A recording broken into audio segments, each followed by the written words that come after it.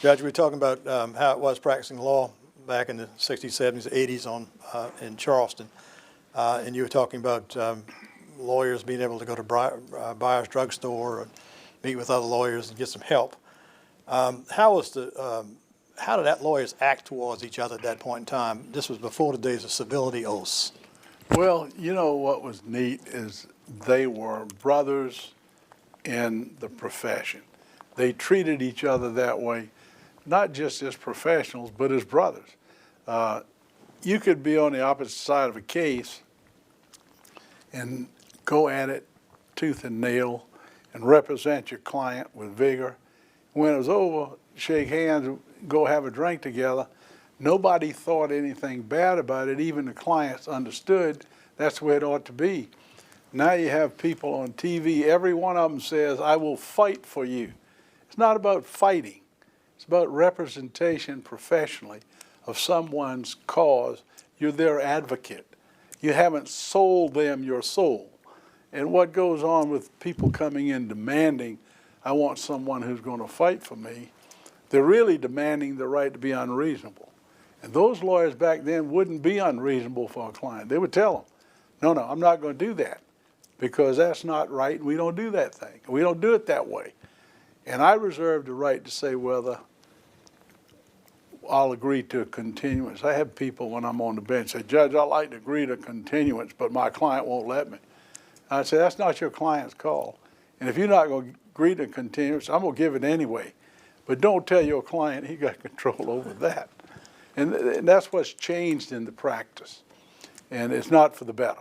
It almost seems like today that lawyers feel like they have to hate each other, and the clients already hate each other, so it seems like you're wasting time getting a lawyer to try to be their voice of reason. Well, that's why you have so much mediation now, because discovery's gotten extensive and it's gotten to be mean-spirited, and people go after each other to build up costs and other things, and they don't do it in a way that's going to bring the clients together to want to talk settlement. They drive them further apart, and the issues sometimes get lost in that. But it's not the way it's intended, and it never used to be that way. And I think it's a great disservice to the profession and to your clients for it to be that way. Judge, in 1987, your law firm, Morris, Duffy & Boone, decided to merge with the McNair law firm. And, can you tell me why the firm decided to merge? Probably a couple of reasons. Number one was McNair was looking for presence in Charleston. At that time, they were either the largest firm in the state. I think they were. At one point, it was 155 lawyers, and later on, Nelson Mullins became larger, and McNair had offices in D.C. and North Carolina and everywhere else, which they no longer have. But they were looking for presence in Charleston, and it looked to be a good fit because they had a business practice, and we had a lot of business, a lot of clients that were involved with regulatory matters as they were, and with property matters as they were. I was looking for it because at that time I was a managing partner, and I was trying cases nationally with Landmark Land, with Celotex, with National Gypsum, and I wasn't in town all the time. And clients like Piggly Wiggly, for example, had grown up with me when Falcon left because George never got involved with those clients. He kind of had his own separate practice. And they wanted to be able to interface with me, and I wasn't there.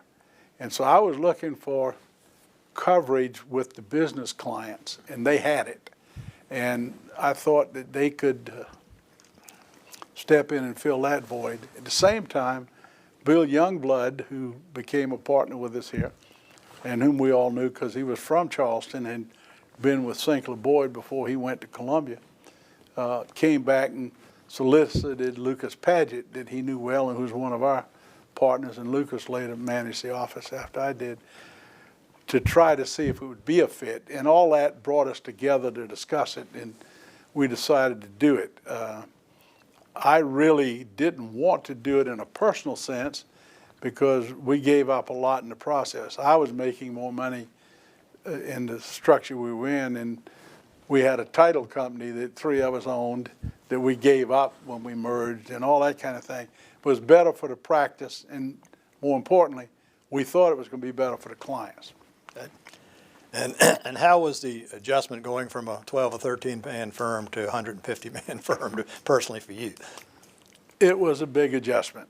I went from being a managing partner, which, by the way, I never liked, so I was glad to get rid of the administration, to being a member on the team in Columbia with a lot of senior people like Governor McNair, who, to a certain degree, called the shots, and the management team ran the business and then tried to, I guess, point him in certain directions. I kind of jumping ahead and telling the story. When they had offices everywhere, like in Columbia and, in D.C., when we had a regulated system, a lot of South Carolina folks needed representation in D.C. And so they were generating a lot of fees. When that ended, they weren't generating a lot of fees. And the governor thought that if he did the same thing in North Carolina with Governor Sanford, who was a personal friend of his, that we could do the same thing he did in Columbia and have the universities and the government marry up and create a base for a law practice.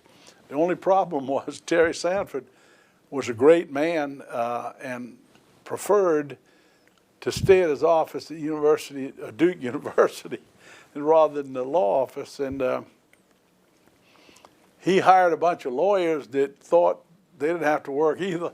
So one of the first things I did as a questioning authority was say to Governor McNair, to the management group, I think we need to close D.C. and we need to close North Carolina because they're not sending checks to us. We're sending checks to them. Well, then it was, well, who's going to tell the governor? I said, well, I'll tell the governor.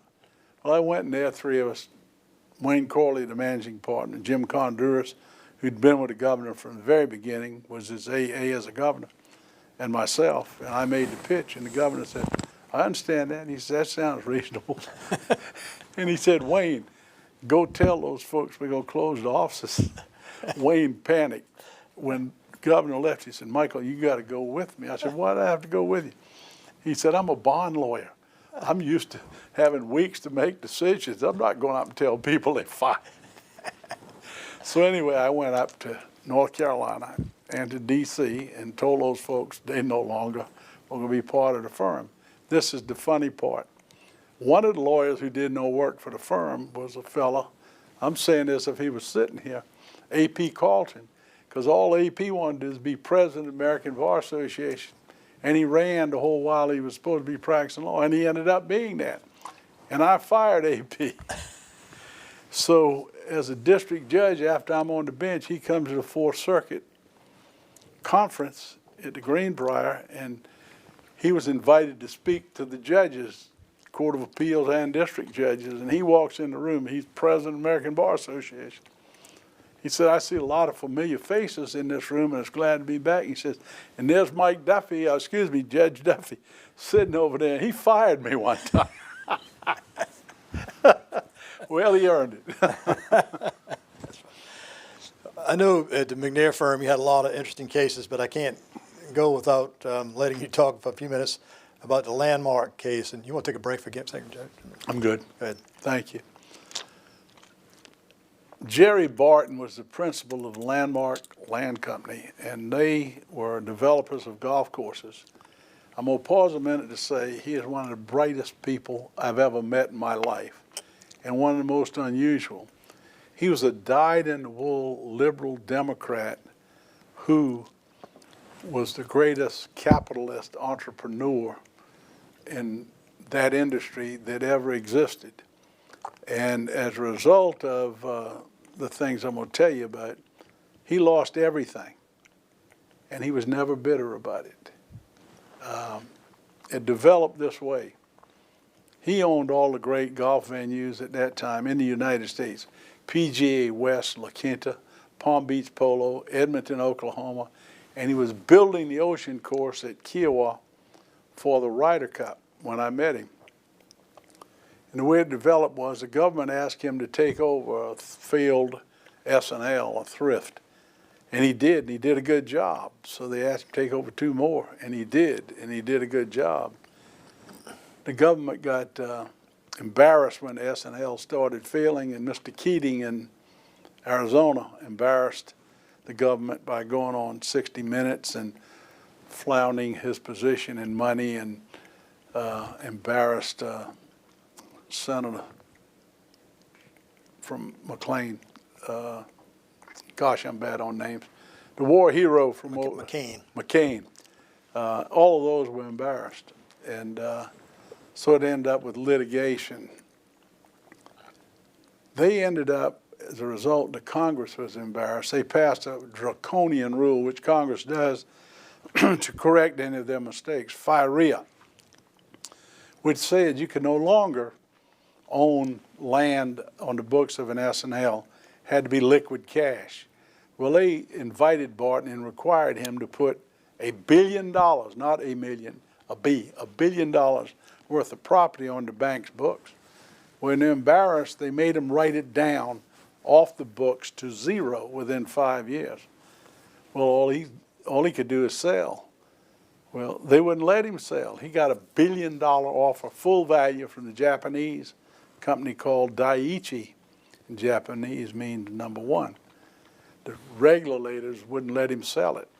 Why? Oh, that's first offer. They had no clue. There would be no other. He tried to explain it. Anyway, it went that way. They wrote his stuff down. When they got it to, like, I've forgotten, 10% value, they took over the companies.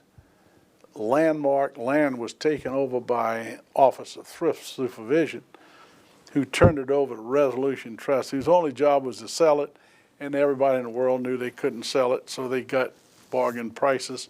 They ended up selling $1 billion worth of property for $300 million. And meanwhile, we litigated, you may remember how long, I'm thinking 1.5 years to 2 years. Yeah. We sold off $22 million of assets at full value during that period of time. And they were so infuriated, they'd been bright to sit back and let him sell for $1 billion. They wouldn't. They were insulted as bureaucrats. I'm preaching now because it's another touchy subject with me. It was like the Gestapo. They called his wife, who had nothing to do with any of it, and seized her bank accounts at 2 o'clock in the morning. Shameful performance by out-of-control bureaucrats. And they ended taking over the Ryder Cup course under construction, and were absolutely mean enough and dumb enough to not pave the course, road to the course, when the whole world is coming here for the Ryder Cup. Senator Hollings and Senator Thurman had to get involved and get the road paved when the Concorde and the European team was come here and land.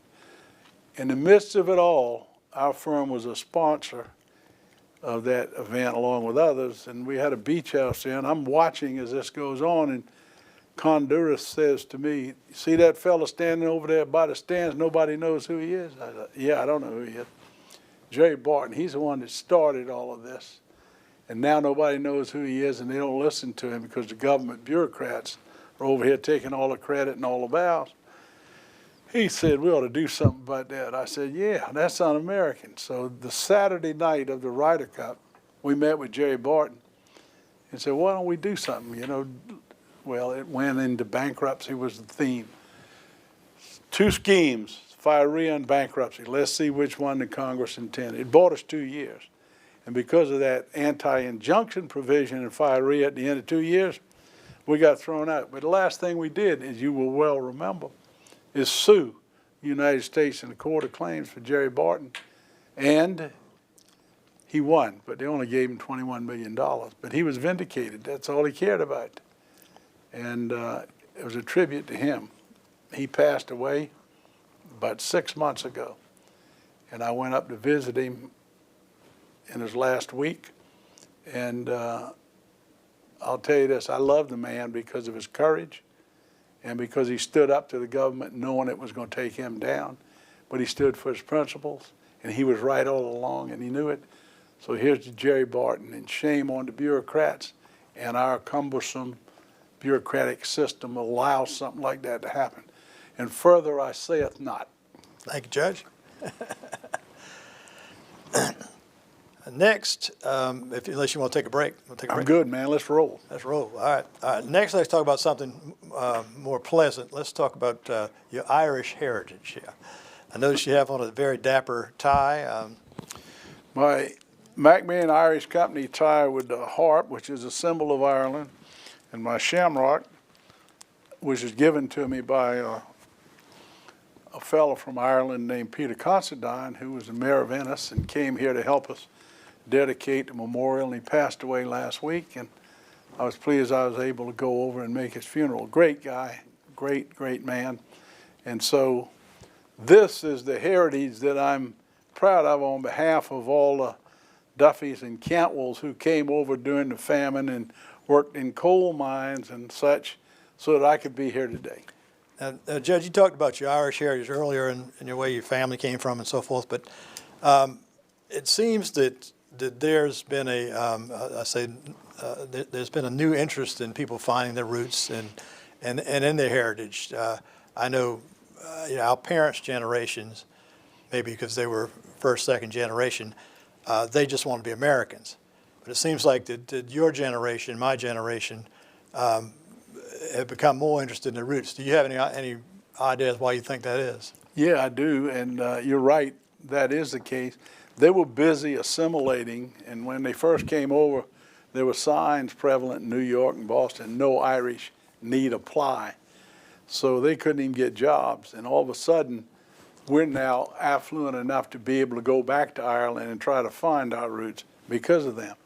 But the reason is, I think a lot of people, not just Irish, but Irish for sure, appreciate the heritage, colorful history, and they want to know more about it, and they want to know what their part was in it. So if you love history, which we do, and you get your own personal history to put together, it's like a puzzle, and you piece it together, it's a double reward. But you go back, before they had Ancestry and you could go online and get it, I started here at the library with medical records, death certificates. I went to D.C., I went to Pennsylvania, I went to New York, and I went to Ireland, and I can get more offline in a couple hours than I did in all those trips now.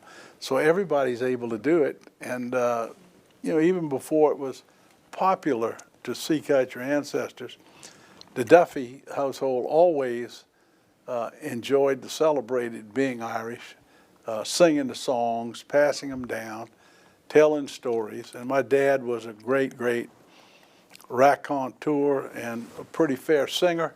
I wish I were, because I sing anyway. But we celebrated that way. And when you go back to Ireland and you stand on the land that they stood on and see how they lived, and even now how poor it is compared to what we have, like in the hills and mountains of Donegal, wow, how did it even get here, much less live through all the trials and tribulations? So I think everybody, it's like now people who are adopted have a genuine interest in finding who their natural parents were, because it's just a human need to know where you came from and who you are. And then there are practical reasons, medical and otherwise, where you want to do that. But the feeling of who am I and where do I belong is a real incentive. Now, Judge, you've been active in bringing the Irish heritage in Charleston to the forefront. Could you tell me about some of those activities? Yeah, there was a time in Charleston when it wasn't greatly celebrated. In fact, when I was at the Citadel, I paid a price for that too. I was a sophomore. I couldn't do it as a freshman. I'd been thrown out of school.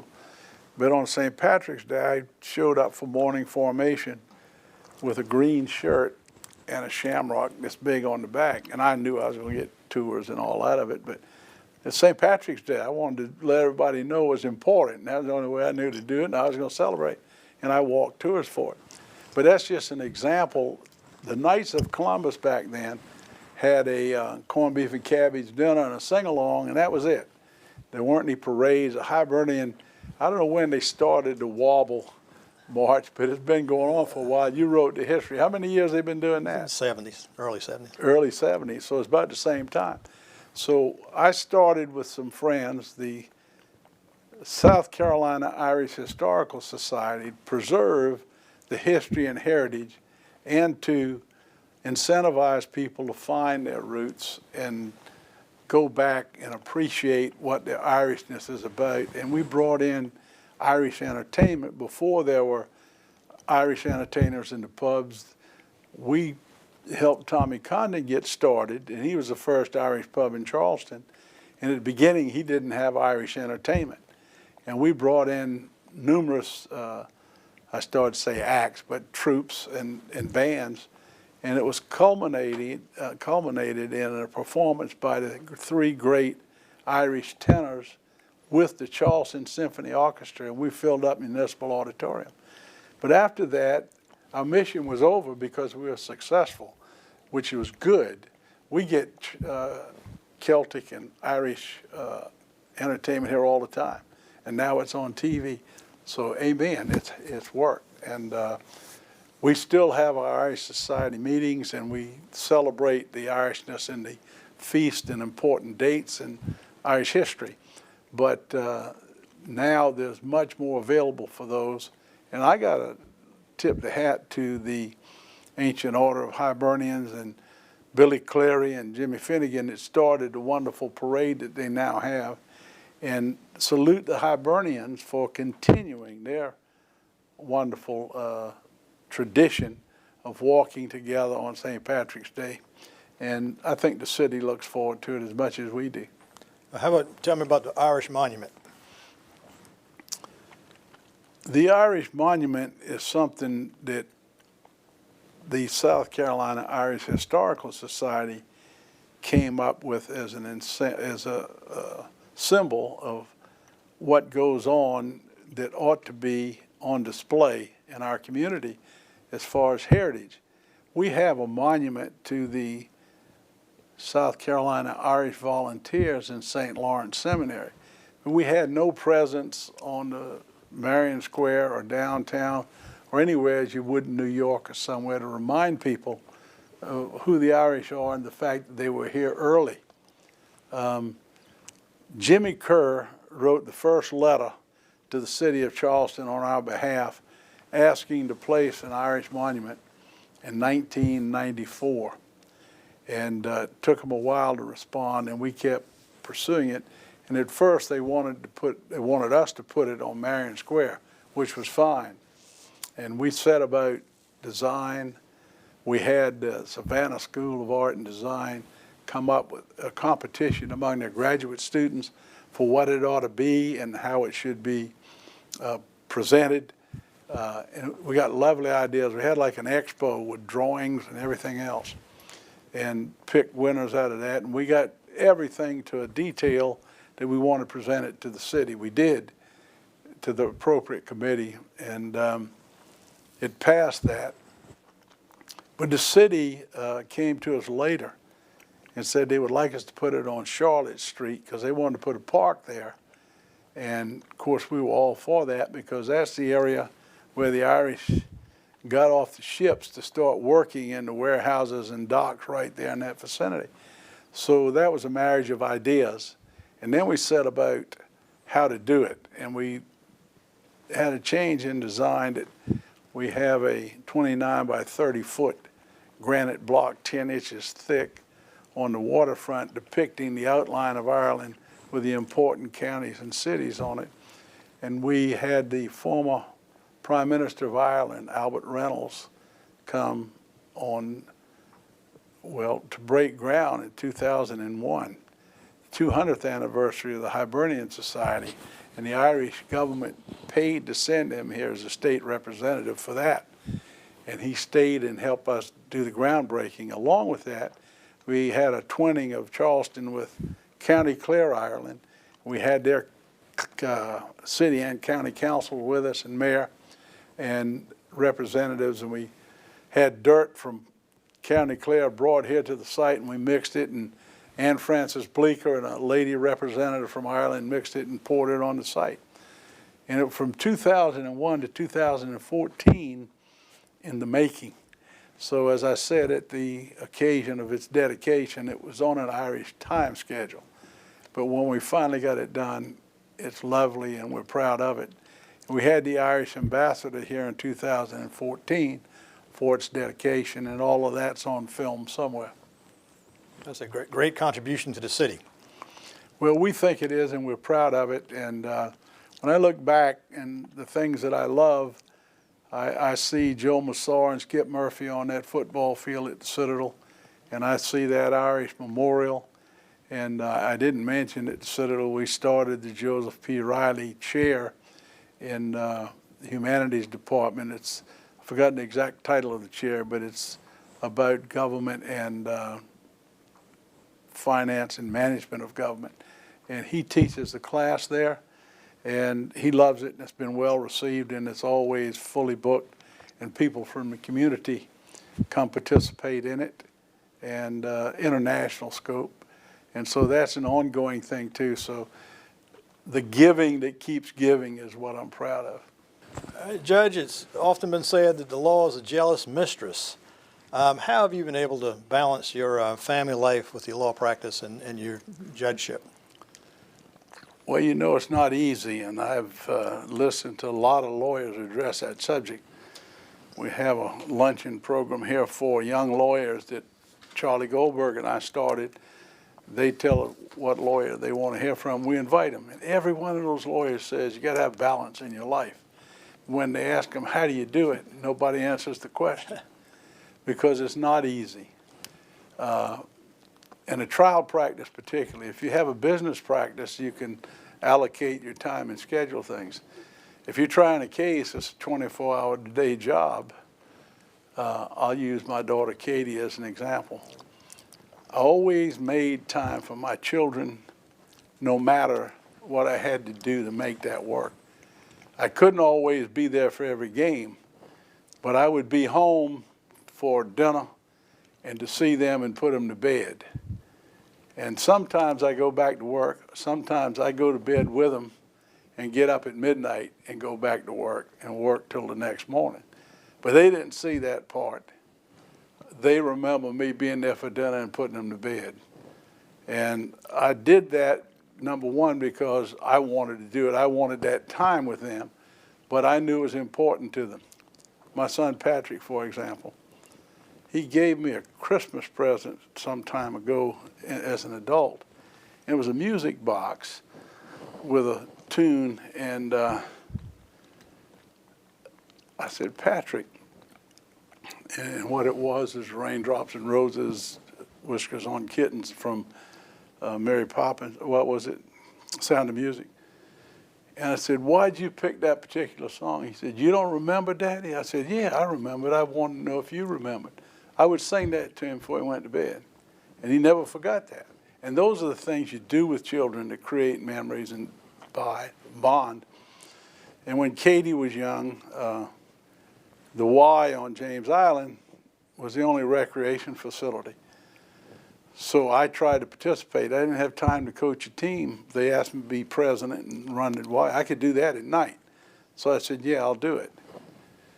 Well, quickly, as a result of that and people leaving, I ended up coaching her basketball team and Patrick's baseball team, and I was burning the candle at all ends and around about. But they never forget those things. And Katie, brilliant girl, and would have been a heck of a lawyer. And so I never encouraged my children to be lawyers or my boys to go to the Citadel. Some people say, you got to go there. You ought to be a lawyer. Those choices are theirs. But I was curious. So after she's an adult and in the Foreign Service, I said, Katie, do you ever think about being a lawyer? She said, oh, yeah, I thought about it. And I said, well, why didn't you do it? And she said, I didn't want to do what I saw you doing. And you don't think they're watching, but they are. You work hard and you try to give them the normalcy of what you can give.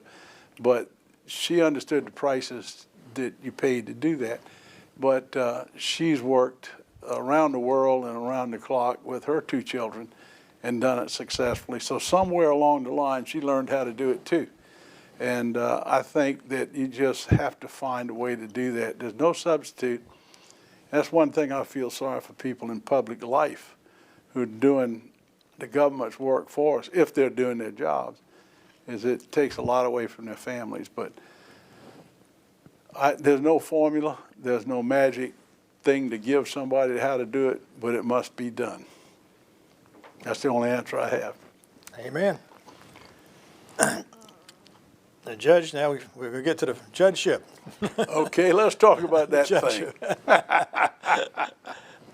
How did it come about that you ended up going towards the federal bench? How did the process get started? Well, whoever watches this film won't believe it, because Fritz Hollings didn't believe it when I told him. I never sought the job, and it wasn't any reason other than I never thought of myself in judicial terms. I thought judges were people like Bob Chapman and Saul Blott and Charlie Simons. I was not one of those people, and so I never sought it, never thought about it. All I ever wanted to do is try cases. When I got out of law school, and even when I was in law school, find a way to try cases, and I was happy doing it, and continued to be so throughout my career. Judge Bruce E. Hendricks' father, Arthur Howe, and those people who watch this film never heard of Arthur Howe need to check him out. He's probably one of the greatest trial lawyers in South Carolina history. I think he was both a solicitor and a U.S. attorney, but a fantastic trial lawyer and a very generous man. Without my knowing it, he got, when Falcon took senior status, Arthur Howe got every past president of the Charleston Bar to sign a petition asking Fritz Hollings to name me as the next judge, nominate me as the next judge. And that included plaintiffs' lawyers and defense lawyers. That included Republicans and Democrats. And they sent that to Senator Hollings, and I was not aware of it. I didn't even know they were doing it. Had no part in it. The senator called me, "Michael, I got your petition." I said, "Senator, I don't know what you're referring." "Oh, damn, don't tell me you know that. I got the petition asking me to nominate you." And I said, "Senator, seriously," I said, "I don't know anything about a petition. Tell me what it is." Well, he told me. Then he understood I didn't know. And then he starts the other way. He said, "Michael, I'd love to appoint you, but we need a woman on the bench, and we no longer have one." Karen Henderson had gone to D.C. Court of Appeals. "So I'm going to appoint a woman as Cam Curry." And I said, "Well, Senator, you couldn't make a better choice. She's a friend of mine. She'd be a great judge. She's a great lawyer. And I associated her in cases, and we're buddies. So she has my support and blessing, and so do you, and thank you for even telling me about it." So I never once thought about judicial opportunities. And when it came that way, I put it out of my mind.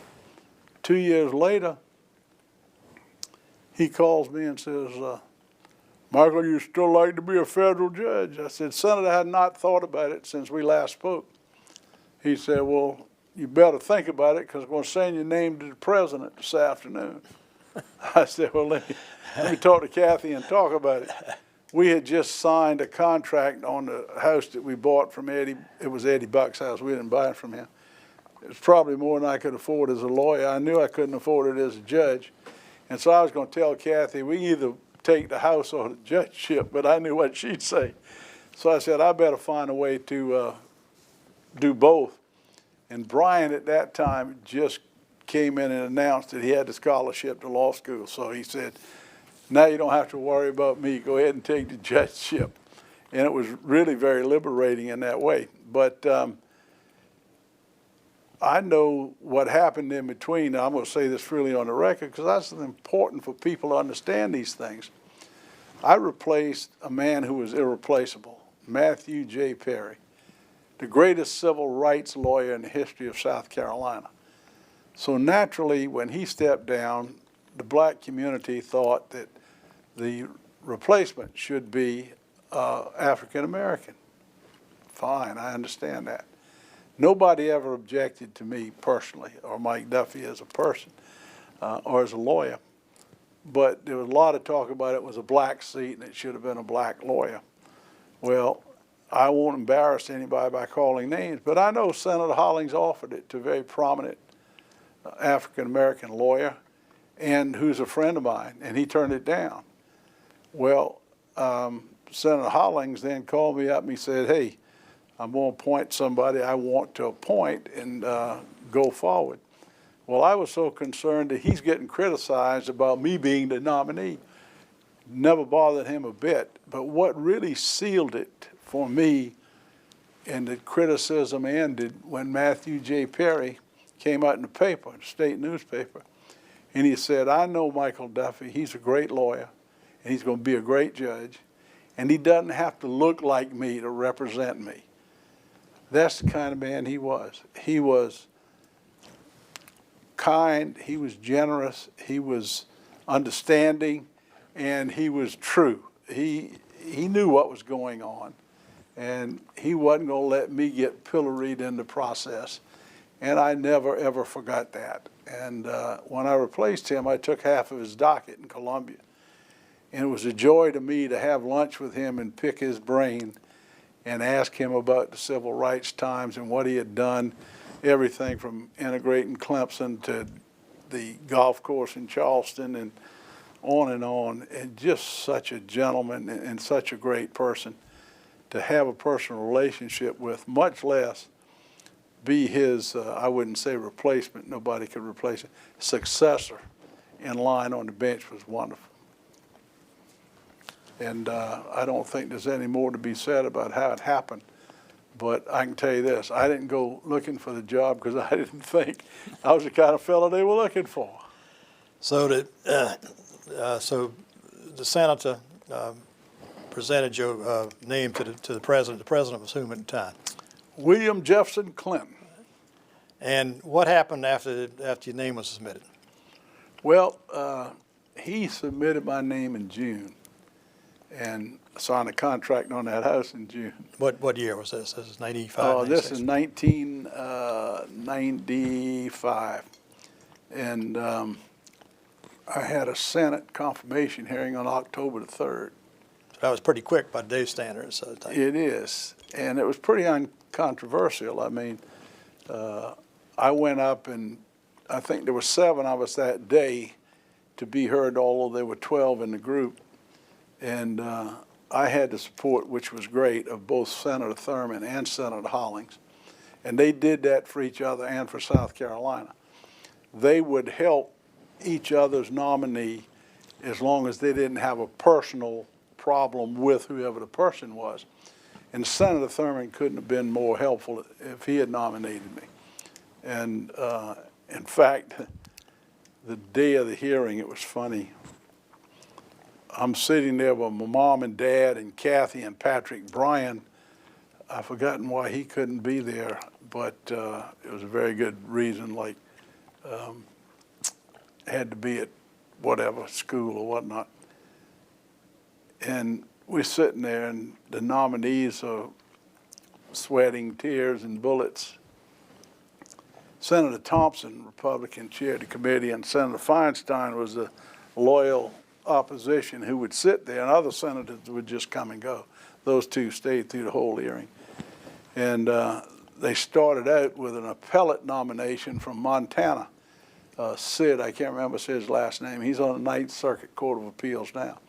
But his senator from Montana had put a hold on all California nominees until they split up the Ninth Circuit, because Montana is the tail on that dog and California controls everything. So he's up there, and Dianne Feinstein said, Senator, I take it since you are putting forward this candidate, you're going to withdraw the hold on all California candidates. He said, oh, I didn't say that. And she said, well, I'll be guided accordingly. Well, Sid didn't get nominated, and he was a year or two later getting nominated. So then after that spectacle, they start district judges, and Senator Thompson said, I see Senator Thurman and Senator Hollings are here. Senator Thurman used to be chairman of this committee, so we'll start with Mr. Duffy. I said, oh, I just saw this guy get shot down, and they're going to start with me. So a candidate from St. Louis, Missouri, Dick Weber, said, they both came to speak for you. I said, I sure hope so. And He said, we'll start with Mr. Duffy. He said, since Senator Thurman used to be a chairman, I'll ask him to speak. Senator Thurman said, Mr. Chairman, Mr. Duffy's a good friend of Senator Hollins, so I'm going to defer to him and let him go first. Fred said, I've been here 40 years. He never deferred to me on anything. They having fun. And I'm sitting there, knock this off, please. Well, after they have their fun, they get up and leave. Then I'm left at the table by myself to answer questions. And it went pretty well. Senator Thompson was a gentleman. He asked me not difficult questions, but substantive questions. You know, what do you think Fred about Thompson. Fred Thompson. And he'd been a lawyer. In fact, he was a prosecutor, U.S. attorney. He said, Mr. Duffy, you've tried over 200 cases. He said, we don't see many people with that kind of experience. He said, what do you think is the greatest quality in a judge? I said, well, I've heard Senator Hollins quote Justice Sirica saying, always get somebody who'd been in the pits and had experience. And I said, I've been in the pits, I can attest. I said, but if you ask me as a young lawyer, in addition to experience, I would say scholarship. But after having tried 200 cases, I would say judicial temperament. I can handle my own cases, just please don't try them for me type thing. Well, he liked that, and he asked me about the Eighth Amendment and the death penalty and things of that kind. And then Dianne Feinstein, it was her turn, and I was vetted by the Justice Department. We had 7 lawyers vetted us, and there was one guy who was supposed to be my proctor going through. And for some reason, he was never there, and I ended up with all of these lady lawyers, and one of them was really good, and she liked my experience, and we kind of hit it off, and her name was Rosemary Mazur, and she shepherded me through the process, really. And she had written an article that went in the World Series program about the most exciting play in baseball was the triple, and she'd interviewed all kind of people like Mickey Mantle, my hero. So we hit it off with all that stuff. But she said, one thing you got to know, Senator Feinstein doesn't always remember she's in the same party that the president is in that nominated you. She might ask anything. I said, forewarned. The Citadel was in the news for having Shannon Faulkner apply. And this is before she was there and left. And so Feinstein said to me, Mr. Duffy, I see you're a Citadel graduate. I said, yes, ma'am, I am. She said, I could ask you about how you feel about women at the Citadel. I said, yes, ma'am, you could. Thompson started laughing. He said, touche, and she stopped. And I'd have been glad to answer the question. But no matter what I said, I was going to be on the front page of the newspaper the next day. And I was glad I didn't have to answer it. And she sent a message to me by one of her nominees from California, Kim Wardlaw, who's now at the Ninth Circuit as well, and said, Senator Feinstein said to tell you she's sorry, she shouldn't have brought that up. I said, it's a little late, but I'm glad she didn't pursue it. Anyway, that was about what the whole extent of it. How did the lady lawyer you mentioned, how did they prepare you? Did you go through questions and answers, what they might ask? Yeah, they knew looking at what you had done that you really didn't have any glaring gaps in your history or any things that had to be explained away. And so they were just trying to prepare us for what to expect. And I remember asking the senator the same question. He said, well, the only one you got to worry about is Orrin Hatch. He said, nobody knows what Hatch is going to ask, depending on whether he's running for president at that time or not. But it kind of went that way. And by the way, I'm going to say on the record so people will know, I would have said that if the Citadel is going to take state money, they have to admit women in school. And as a Citadel graduate, I want that to be the case. We ought to do it with dignity and do it correctly. But I would like to have seen the course stay all male simply because I think you're entitled to that. I think women are entitled to all women's schools or female schools. But I have no axe to grind in either of those things. And I'm not one of these save the males at the Citadel type people. And that would not have been popular with my classmates and friends, but That's the truth of the matter. Now you've gone on the record with the answer. Yeah. Well, let me, so how long, once you went through the hearing with the Senate, was your confirmation immediate, or you'd have to go vote on it, or what's the deal?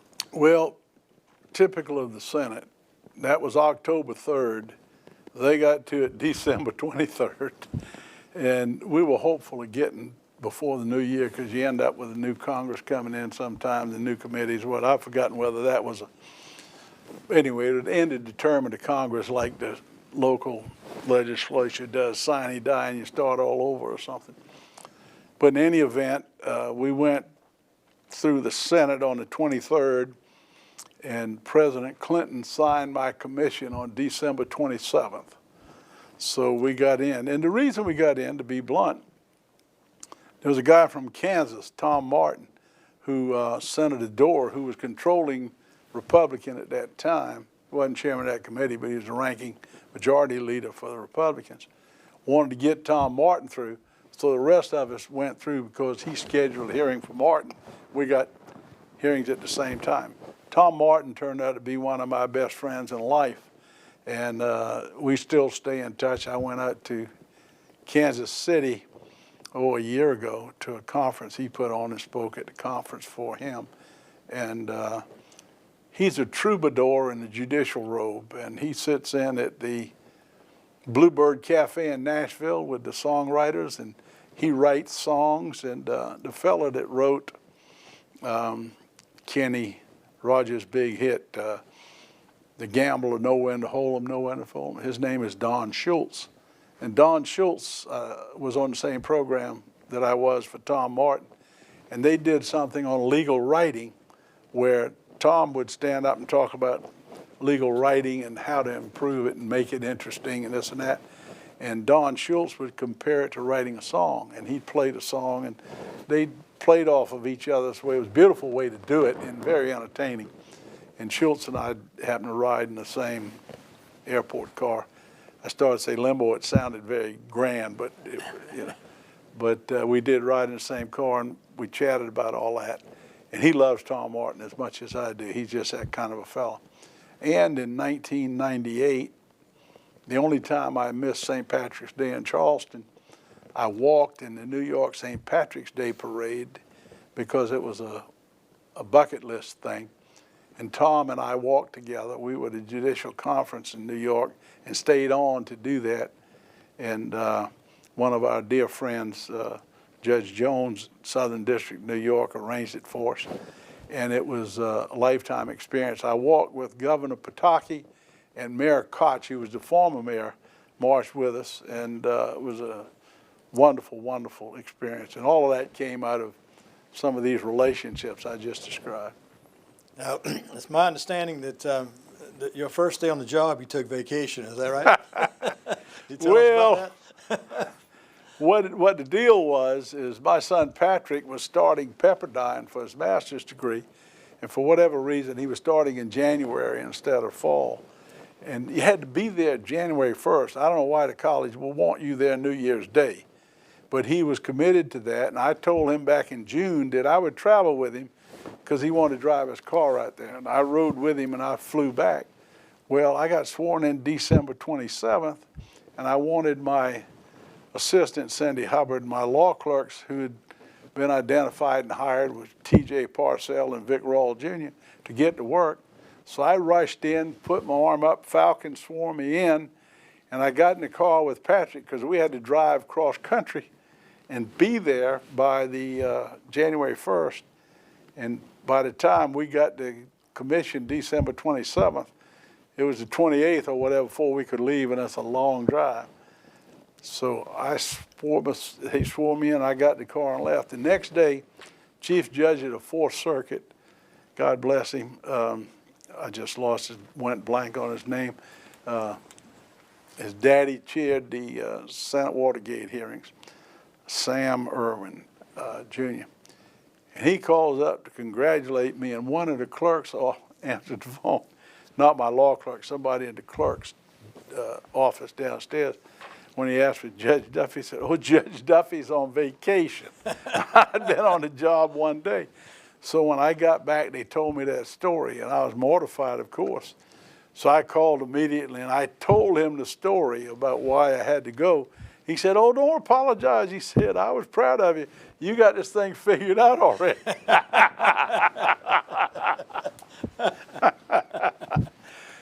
There's another story followed that with Jay Wilkinson as chief judge of the Fourth Circuit. They invite us to sit with them, and they do that with all the district judges, so you'll know what they do and why they do it, and they show deference to district judges and whatnot. So the first time I'm up there, everybody does it more than once, but if you're in Virginia, you get taxed because they call you too often. But I had a case with Judge Wilkinson, and he and the other judge agreed, and I disagreed, and it had to do with a pension fund and what was covered in the health fund, what was covered in the brochure versus the policy. And the Fourth Circuit always said it had to be in the policy. If they put it in the summary, it doesn't count. Well, in this case, it was a mining situation. Poor old miner got hurt, and it was in the contract, but it wasn't in the summary of the contract. Well, I'll be doggone if they didn't decide in this case that that was okay, and they had some reasons why it was okay. And I dissented. First time I ever sat with the Fourth Circuit, I dissented. The chief judge wrote the opinion. I get a call from Judge Ross Anderson up in Anderson. He said, "Michael, they told me you were smart, but I didn't know you were that smart." I said, "What are you talking about?" He said, "Well, you just fixed it so you'll never have to go back to the Fourth Circuit again." So we go to the conference, the Fourth Circuit Judicial Conference that June, and there's Judge Wilkinson, who, by the way, is a dear man and a good friend of mine now. I didn't know him that well then, but he says, "There's Judge Duffy. He dissented the first time he sat with the Fourth Circuit, and he also, in the dissent, told the chief judge he didn't know what the hell he was talking about." I said, "Judge, that was nowhere in the opinion. I'm sorry you read it that way." It's an authority thing again. Anyway. Now, it was my understanding also, I think you told me one time that you got a call from a federal judge telling you that the federal bench wasn't as good as everybody thinks it is. Yeah. Clyde Hamilton, God bless Clyde. He was Strom Thurmond's law partner, and Clyde was a business lawyer. So when Senator Thurmond appointed him, everybody said, "I wonder why he's taking the job or whatnot." Well, he's a very bright guy to begin with, but he used to ride around, the story goes at least, and he would listen to the federal rules of civil procedure on tape. And he knew those rules better than a lawyer in town, but he did not stray from them or bend them. If it was in the rule, you did it, period. So lawyers used to gripe about that. I said, "You can't gripe about that. That's what the rule says." But I got all these wonderful phone calls, how great it is, what an honor it is. And he's the only person who called me aside. He said, "Michael, it's a good job, but it isn't what they told you."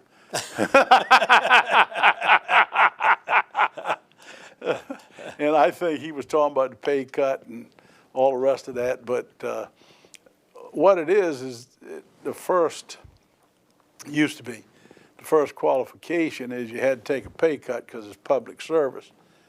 It's gotten to the point now the pay disparity is so great, no practicing lawyer can afford to take the position. It might be an honor and all that. And Judge Gergel is one of the few trial lawyers that took the job because, honestly, he did so well on the bench, he didn't have to worry about the money, so he didn't care. But if you get somebody who isn't in that position, they can't afford to take the cut. So what we get now is people who are great lawyers, but they've never had the experience running a law office or representing those clients. A lot of them are U.S. attorneys or state court judges and things like, all great people, all great judges. But you don't get the mix of trial lawyers who've been through it, as Sirica said, in the pits. Judge Gergel's one of those, and Judge Hout was big on that. He would always tell you, we're not getting enough of the trial lawyers back on the bench. But those things are gone forever, I think.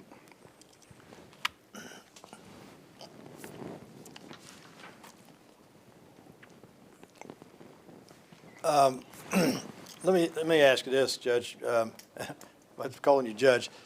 My experience with you is that you don't never introduce yourself as judge, or not never, but most of the time don't. Whereas most of my experiences with judges, all the first thing they say is, "How you doing? I'm Judge Michael Duffy." Why do you do that? Well, my name is Michael Duffy. Judge is a title, and I never think of myself. I didn't then, I don't now, in those terms. And it used to irritate me when anybody would call up and leave a message, Judge so-and-so called. I know he's a judge. I would call office and just tell him Michael Duffy called. Well, the lawyer would call back and say, Judge, I'm sorry, I didn't know Judge. I didn't tell him I was a judge. It's nothing to apologize for. If I have to wait until you return my call, that's fine. Because I used to had a law partner, and I could name him, but I won't, even after I was a judge in Columbia, who would call up and have his secretary call and ask me would I wait while he got on the line. I've never done that in my life, much less do it as a judge. That's, to me, the rudest thing you could do to anybody. In fact, that you're a judge and you leave your name makes it worse. So I just didn't ever feel that way about it. Now, I came on a bench that had Saul Blott Jr. and Falcon Black Hawkins, two of the most humble, wonderful people in the world. And they treated everybody just perfectly. I mean, they were gracious, they were understanding and caring. How are you going to get robitis when you come on as a junior person with examples like that sitting before you in the courtroom?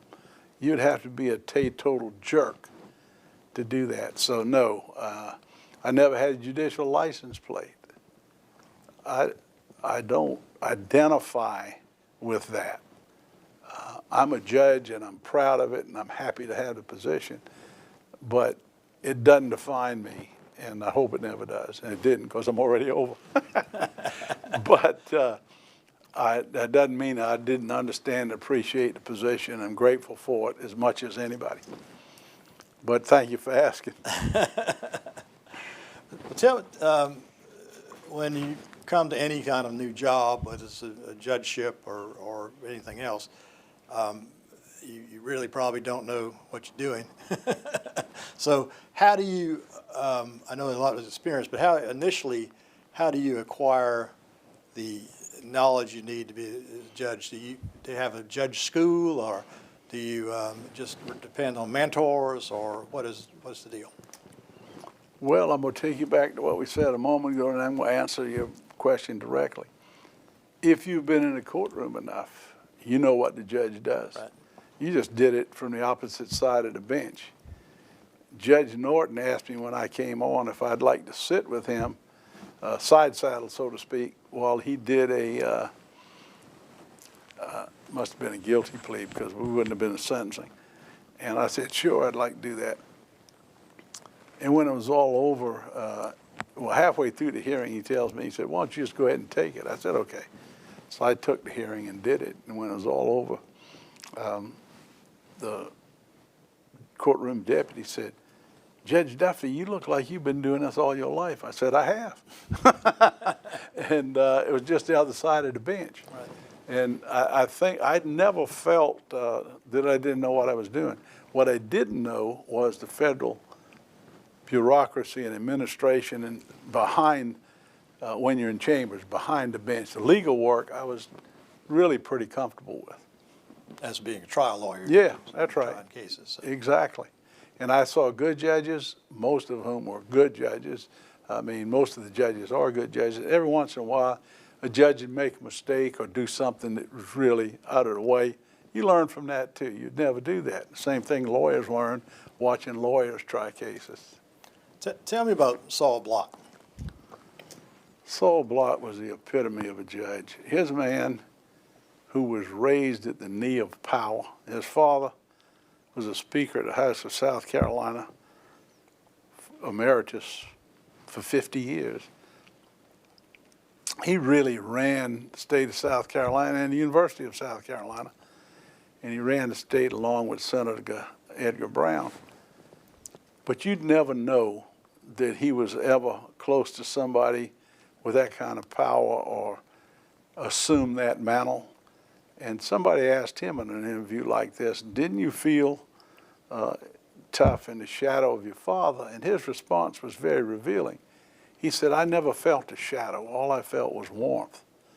Well, that's the way he was. He felt warmth and he projected warmth.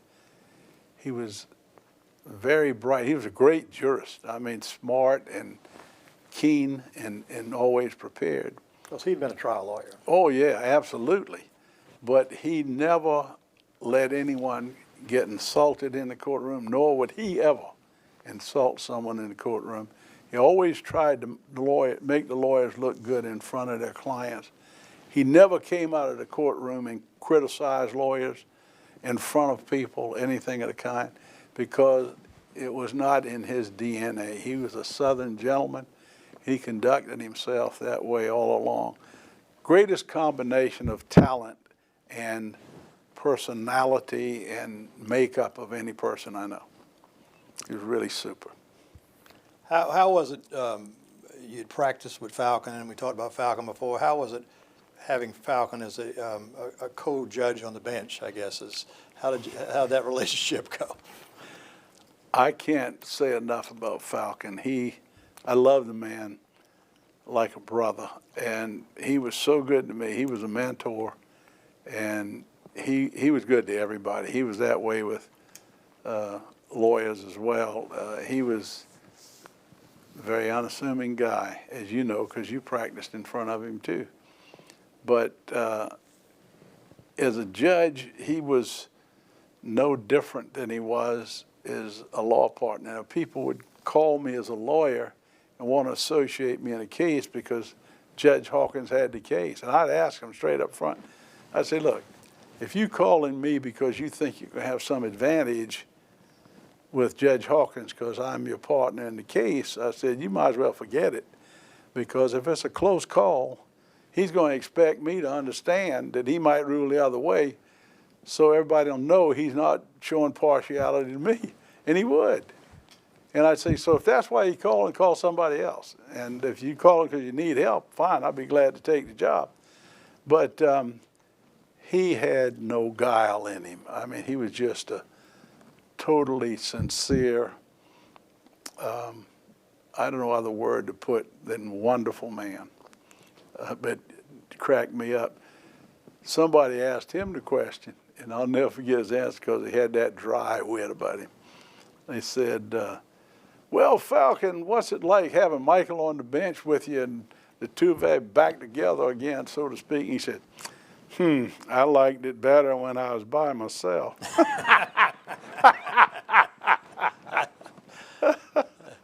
Now, I know you talked about Judge Perry earlier. Are there anybody else, any other judges, either were on the bench when you were on the bench or even before you, that you particularly admire? Well, you know, we got the great classics of people, and Judge Gergel has told the life story of Judge Waring. To be honest, I didn't know Judge Waring, but a person of that kind and a person who's the same experience and era of Judge Matthew Perry was Richard Fields. Judge Fields is one of the humblest, most accomplished men for his time and generation that I could think of. He did things nobody else would undertake. And just for the record, Richard Fields, of course, was a family court judge and a state judge, circuit judge. Yep, he was the first African-American municipal judge in South Carolina outside of Reconstruction, family court and then circuit court. And he was great at all of them because his humanity showed through in everything he did. And by the way, I don't mean to say anything other than he's very sharp. He is keen, he's bright, and he has an insight into people and human nature that makes him the most qualified of anyone or almost any kind of a tough case. I like to quote what he said when we were talking about him graduating from law school. He graduated law school from Howard University, and I'm trying to remember, it was 47 or 48, and he's coming back to Charleston to start a practice as sole practitioner. It's a black lawyer in Charleston. He goes to talk to his mother, who was sitting on the front porch. And I'll leave out all the flowery descriptions, but what it got to is she said, "So you a lawyer? I never knew a lawyer. I've never needed a lawyer. But if you're going to be a lawyer and start a practice in Charleston, South Carolina, lawyers got to know how to get along with all kinds of folks. And if you're a black lawyer starting to practice in South Carolina, you not only have to know how to get along with other folks, you got to do most of the getting." Well, what words of wisdom. Take a woman who was so overjoyed and proud of him, but because of circumstances, she had to be wary and give him advice to be careful. Instead of saying, "Son, I'm proud of you, it's wonderful, you're going to be a great lawyer, you're going to have success," she had to give him cautionary love. And that, to me, was the saddest commentary of those times and how that evolved. But what he did with it when he had the opportunities is changed all of that. So he's right now either 98 or 99, and he can't tell you because he said they didn't, he was born at home. He's not sure they sent the birth certificate in on time. God love him. He's a great judge and a great person.